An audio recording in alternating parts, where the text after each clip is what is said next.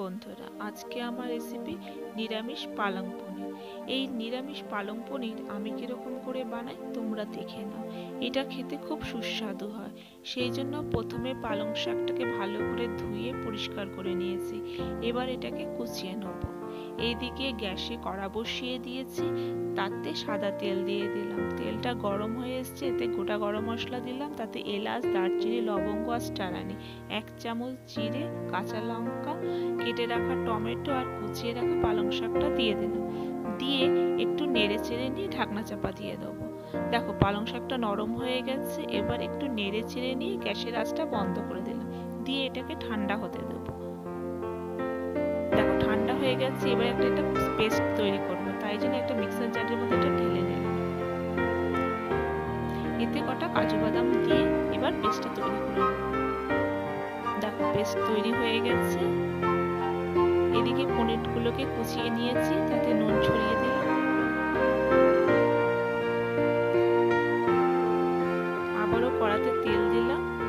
তেলটা গরম হয়ে গেছে, পনিরগুলো দিয়ে দিলাম। দিয়ে হালকা করে ভেজে নেব।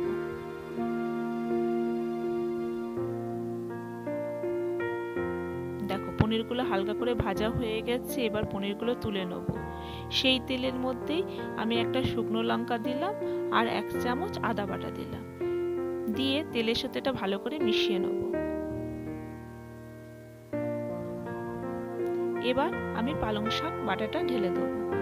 দিয়ে ভালো করে কষিয়ে নেব।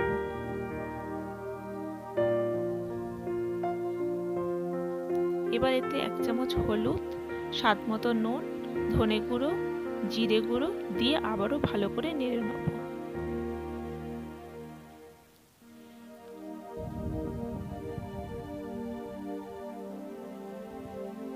এটা একটু মিষ্টি মিষ্টি ভালো লাগে, সেই জন্য এতে 1 চামচ গুড় দিলাম। দিয়ে আবারও ভালো করে নেড়ে নেব। এবার একটু টমেটো সস দিলাম আর ভেজে রাখা পনিরটা দিয়ে দিলাম।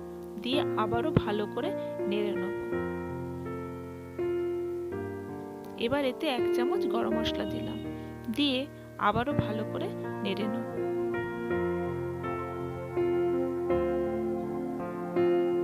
এবার ঢাকনা চাপা দিয়ে দেবো 5 মিনিটের জন্য। 5 মিনিট হয়ে গেছে। এবার দেখো আমার পালক পনির তৈরি হয়ে গেছে।